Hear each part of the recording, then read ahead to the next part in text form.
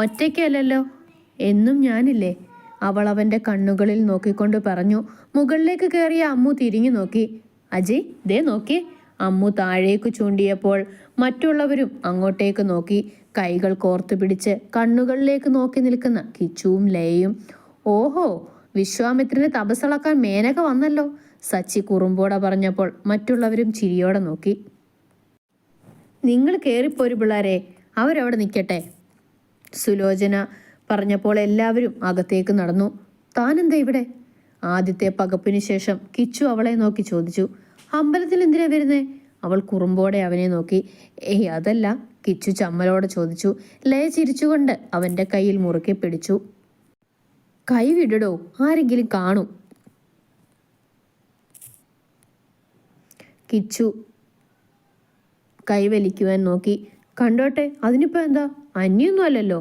അതല്ല, വിവാഹം കഴിയാത്തവർ ഇങ്ങനെ കയറാൻ പാടില്ല. പോലീസിന് നാണമൊക്കെ ഉണ്ടോ? ലയ ചിരിയോടെ ചോദിച്ചു. നാണോ? എനിക്കോ? അതൊന്നും അല്ല. പിന്നെ എന്നെ അഭിമുഖീകരിക്കാൻ എന്തെങ്കിലും ബുദ്ധിമുട്ടുണ്ടോ? ലയ വല്ലായ്മയോടെ കൈ അഴിച്ചു മാറ്റി അവനെ നോക്കി. കിച്ചു അവളുടെ വാടിയ മുഖം കണ്ട് കൈ പെട്ടെന്ന് പിടിച്ചു. ലയ വിടർന്ന കണ്ണുകളോടെ അവനെ നോക്കി.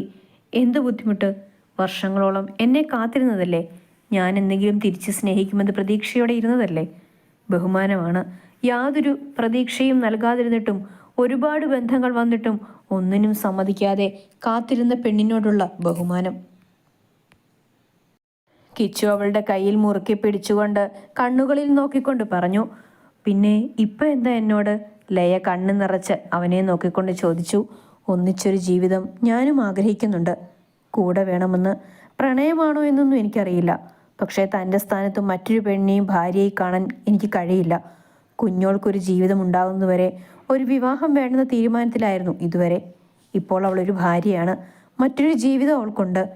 ഇനിയും തന്നെ വേണ്ടെന്ന് വെക്കാൻ, തൻ്റെ പ്രണയത്തെയും കാത്തിരിപ്പിനെയും അപമാനിക്കാൻ കഴിയില്ല എനിക്ക്. കരഞ്ഞുകൊണ്ട് അവൻ്റെ നെഞ്ചിൽ ചേർന്ന് അവൾ കടന്നു. കിച്ചു കണ്ണു തുടച്ചുകൊണ്ട് അവളെ ചേർത്ത് പിടിച്ചു. പെട്ടെന്ന് അവളിൽ നിന്നും അകന്നു മാറി. വാ തൊഴാം. അവളുടെ കയ്യിൽ കോർത്തു പിടിച്ചുകൊണ്ട് കിച്ചു ഭഗവാന്റെ മുന്നിലേക്ക് വന്നു. അപ്പോൾ അജയ് അമ്മുവിന് ചന്ദനം നെറ്റിയിൽ തൊട്ടു കൊടുക്കുകയായിരുന്നു. അവൾ തിരിച്ചു. ഏട്ടത്തി. അമ്മു ഓടി ലയയുടെ അടുത്ത് വന്ന് അവളുടെ കയ്യിൽ കോർത്തു പിടിച്ചു. സുഖാണോ? സുഖാണ്. ഏട്ടത്തിക്കോ? ഇവിടെ വരുന്നത് വരെയല്ലായിരുന്നു, ഇപ്പോൾ വല്ലാത്തൊരു സമാധാനം, സന്തോഷം. ലയ കിച്ചുവിനെ നോക്കിക്കൊണ്ട് പറഞ്ഞു. ഉടനെ അങ്ങോട്ടേക്ക് വരണം, കാത്തിരിക്കും ഞാൻ. സച്ചിയേട്ടൻ വാക്ക് പാലിച്ചു, എനിക്കൊരു ഏട്ടത്തിയെ കൊണ്ടുവന്നു. അടുത്തത് എൻ്റെ കൊച്ചേട്ടനാ. അമ്മു കിച്ചുവിനെ നോക്കിക്കൊണ്ട് പറഞ്ഞു. വരും മോളെ, ഉറപ്പായും വരും. ഇനിയും മോളുടെ ഏട്ടൻ എൻ്റെ സ്നേഹം കണ്ടില്ലെന്ന് വെക്കില്ല. ലയ കിച്ചുവിനെ നോക്കിക്കൊണ്ട് പറഞ്ഞു. അമ്മു രണ്ടാളുടെയും നടുക്ക് കയറി നിന്ന് ഇരുവരെയും ചേർത്ത് പിടിച്ചു. അജയ്, ഒരു ഫോട്ടോ എടുത്തേ. ഓ, ഉത്തരവ് കൊച്ചു തമ്പുരാട്ടി. അജയ് ചുണ്ടു വക്രിച്ചുകൊണ്ട് പറഞ്ഞിട്ട് ഫോട്ടോ എടുത്തു. ഇന്നാണ് അമ്മുവിൻ്റെയും അജയുടെയും സ്വർഗത്തിൻ്റെ പാലുകാച്ച്. രാകേഷും ശില്പയും നിളമോളും അച്ഛനും അമ്മയും തലേ ദിവസം തന്നെ എത്തിയിരുന്നു. ഫ്രിഡ്ജും വാഷിംഗ് മെഷീനുമാണ് കിച്ചു വാങ്ങിയത്.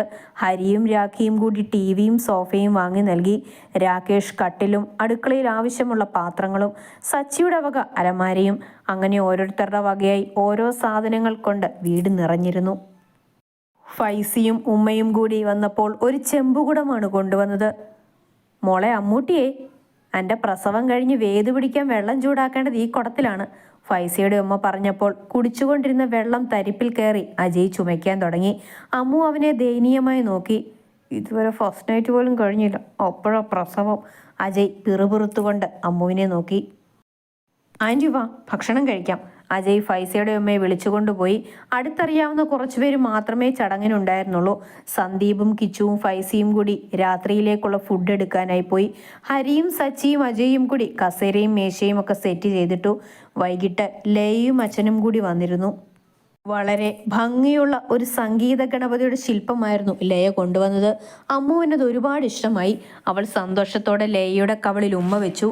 ഇത് കണ്ട് രാഖിയുടെ മുഖം വീർത്തു വന്നു. കിഷോറിൻ്റെ അച്ഛനും അമ്മയും ഇവരുടെ കാര്യത്തിൽ എന്താ തീരുമാനമെടുത്തത്? നാളെ കഴിഞ്ഞ് ഞായറാഴ്ച ഞങ്ങളങ്ങോട്ട് വരുന്നുണ്ട്. പെണ്ണ് കാണലും വളയിടലും ഒരുമിച്ച് നടത്താം. എന്താ സാറിൻ്റെ അഭിപ്രായം? എന്തോ ഭാര്യ താര പോയതിനു ശേഷം ഞാനും മോളും ഒറ്റയ്ക്കായിപ്പോയി. അവൾക്ക് വേണ്ടിയാണ് ഞാൻ ഇത്രയും വർഷം ജീവിച്ചത് തന്നെ. എന്നും അവളുടെ സ്വപ്നങ്ങൾക്കും ആഗ്രഹങ്ങൾക്കും മാത്രമേ ഞാൻ മുൻഗണന കൊടുത്തിട്ടുള്ളൂ. പക്ഷേ അവളിപ്പോൾ എടുത്ത തീരുമാനത്തിൽ ഞാൻ ഒരുപാട് സന്തോഷിക്കുന്നു. കിഷോറിനെ പോലൊരു മരുമകനെ കിട്ടാൻ ഞാൻ പുണ്യം ചെയ്യണം.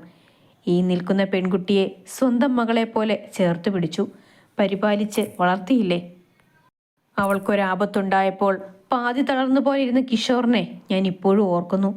സ്ത്രീകളുടെ കണ്ണുനീർ തുടയ്ക്കുന്നവനാണ് യഥാർത്ഥ പുരുഷൻ. അങ്ങനെയുള്ള കിഷോറിൻ്റെ പാതിയായി എൻ്റെ മകളെ പാലാഴിയിലേക്ക് അയക്കാൻ എനിക്ക് ഒരുപാട് സന്തോഷമാണ്. ആണായും പെണ്ണായും എനിക്ക് ഇവളേ ഉള്ളൂ. അവളുടെ വിവാഹം എൻ്റെ സ്വപ്നമാണ്. അതുകൊണ്ട് ആഡംബരപൂർവ്വം ആദ്യമൊരു എൻഗേജ്മെൻറ്റ് നടത്തിയിട്ട് പിന്നെ വിവാഹം നടത്താം. ലയയുടെ അച്ഛൻ വികാരീതനായി പറഞ്ഞപ്പോൾ ലയ നിറഞ്ഞു വന്ന കണ്ണ് തുടച്ചു. സാറിൻ്റെ ആഗ്രഹം പോലെ തന്നെ നടക്കട്ടെ. സുലോചന ലയയുടെ കയ്യിൽ പിടിച്ചുകൊണ്ട് സന്തോഷത്തോടെ പറഞ്ഞു. ഏട്ടത്തി വാ, വീട് കാണണ്ടേ? അമ്മു ലയയുടെ കയ്യിൽ പിടിച്ചുകൊണ്ട് മുകളിലേക്ക് പോയി.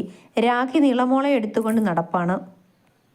ശില്പ വരുന്നവർക്ക് ചായയൊക്കെ ഇട്ടുകൊടുത്തു നിന്നു. കൂടെ മാധുരിയും.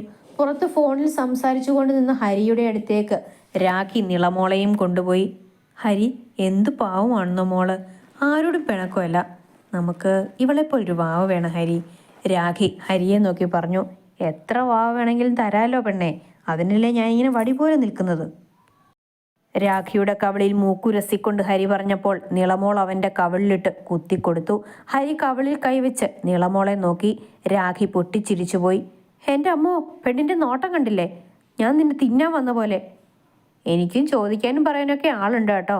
നിളമോളുടെ കവിളിൽ ഉമ്മ വെച്ചുകൊണ്ട് രാഖി ഗമയോടെ പറഞ്ഞു. ഹുവേ. ഹരി നിളമോളുടെ കവിളിലൊന്ന് മുത്തിക്കൊണ്ട് കണ്ണിറുക്കി. അവൾ കുണുങ്ങിച്ചിരിച്ചുകൊണ്ട് രാഖിയുടെ ചുമലിൽ ചാഞ്ഞു കിടന്നു. ഭക്ഷണവുമായി അവർ വന്നപ്പോൾ സച്ചിയും ഹരിയും രാകേഷും കൂടി ഇറക്കി വെച്ചു. വൈകിട്ട് ആൾക്കാരുണ്ടാവും. പുതിയ കമ്പനിയിലെ സ്റ്റാഫ്സൊക്കെ വരും. പിന്നെ നമ്മുടെ കുറച്ച് ബന്ധുക്കളും. കിച്ചു അജയോട് പറഞ്ഞു. അജയ് തലയാട്ടി അവനെ നോക്കി. കൊച്ചേട്ടാ, ഏട്ടനെ കാണാൻ ഒരാൾ അകത്ത് കാത്തിരിപ്പുണ്ട്, വന്നേ.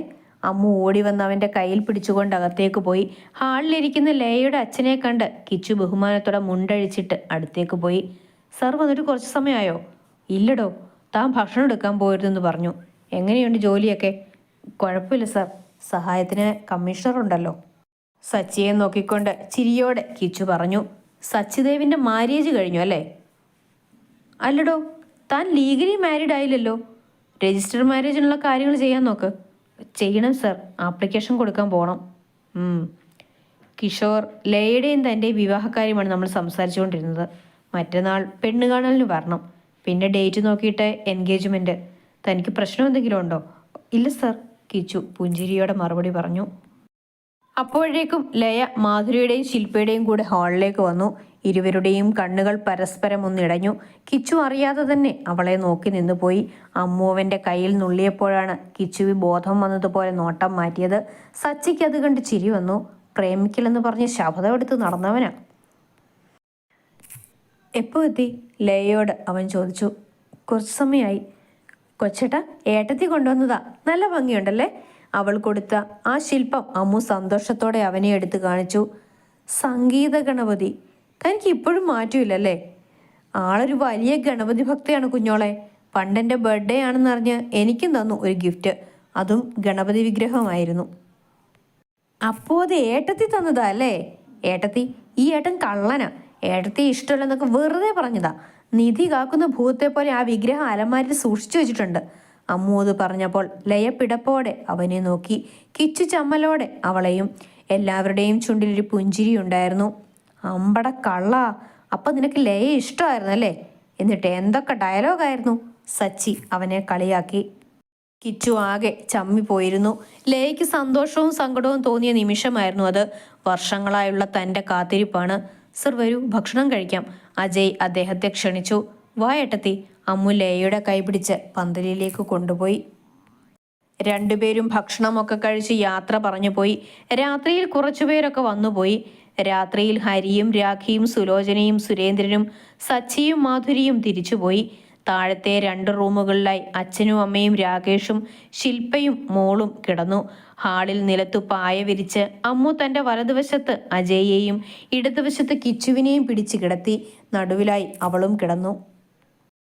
ഈ ലോകത്ത് ഏറ്റവും കൂടുതൽ ഭാഗ്യം ചെയ്ത പെണ്ണ് ഞാനായിരിക്കും അല്ലേ കൊച്ചേട്ടാ? ഒരു വശത്ത് എൻ്റെ ഏട്ടനും മറുവശത്ത് എൻ്റെ പാതിയും. രണ്ടാളുടെയും കയ്യിൽ പിടിച്ചുകൊണ്ട് അമ്മു പറഞ്ഞപ്പോൾ ഇരുവരും അവളുടെ ഇരു കവിളുകളിലുമായി ചുണ്ടു ചേർത്തു. അമ്മു ഉറങ്ങിക്കഴിഞ്ഞിട്ടും അവർ ഉറങ്ങിയിരുന്നില്ല. കിച്ചു അജയെ നോക്കി. അമ്മുവിൻ്റെ കയ്യിൽ കോർത്തു പിടിച്ച് അവളെ തന്നെ നോക്കി കിടക്കുകയാണവൻ. അജയ്, എങ്ങനെയുണ്ട് നിങ്ങളുടെ ജീവിതം? അമ്മു നിന്നോട് എങ്ങനെയാ? നിങ്ങളുടെ വിവാഹം കഴിഞ്ഞ സാഹചര്യം എനിക്കറിയാം. അമ്മു നിന്നെ വേദനിപ്പിക്കുകയോ അകറ്റി നിർത്തുകയോ ചെയ്തോ? ഒരേട്ടൻ്റെ ആന്തലോടെ കിച്ചു ചോദിച്ചു. ഇല്ല ഏട്ടാ, മേഘയ്ക്ക് ഞാനൊരു നല്ല ഫ്രണ്ടാണ് ഇപ്പോഴും. അവളുടെ ഭർത്താവ് എന്ന ലേവലിൽ അവൾ ഇതുവരെ എന്നെ കണ്ടിട്ടില്ല. പ്രണയം എനിക്ക് അവളോട് മാത്രമാണല്ലോ. ഒരിക്കൽ പ്രണയം കൊണ്ട് മുറിവേറ്റ മനസ്സല്ലേ ഏട്ടാ. സമയമെടുത്ത് അവൾ എന്നിൽ ചേർന്നാൽ മതി, അജയ് പുഞ്ചിരിയോടെ പറഞ്ഞു. ഒരുപാടൊന്നും കാത്തിരിക്കേണ്ടി വരില്ല അജയ്. എൻ്റെ കുട്ടി പാവമാണ്. സ്നേഹം കിട്ടുന്നിടത്തേക്ക് ചായുന്ന ചില്ലയാണ് അവളുടെ മനസ്സ്. അതുപോലെ ആരെയും വേദനിപ്പിക്കാനും അവൾക്ക് കഴിയില്ല. എൻ്റെ പാതിയെന്ന് അവളിപ്പോൾ പറഞ്ഞത് നീ കേട്ടതല്ലേ? അതിനർത്ഥം അവൾ നിന്നെ സ്നേഹിച്ചു തുടങ്ങി എന്നതിന് തെളിവാണ്. പക്ഷേ മറ്റൊരു തീരുമാനം കൂടി അവൾക്കുണ്ട് ഏട്ടാ. ഞാനത് മനസ്സിലാക്കിയതുമാണ്. എന്ത് തീരുമാനം? അവൾക്ക് വേണ്ടി ജീവിച്ച ഏട്ടനൊരു ജീവിതം ഉണ്ടായാലേ അവൾ എല്ലാ അർത്ഥത്തിലും എൻ്റെ പെണ്ണായി മാറുമെന്ന്.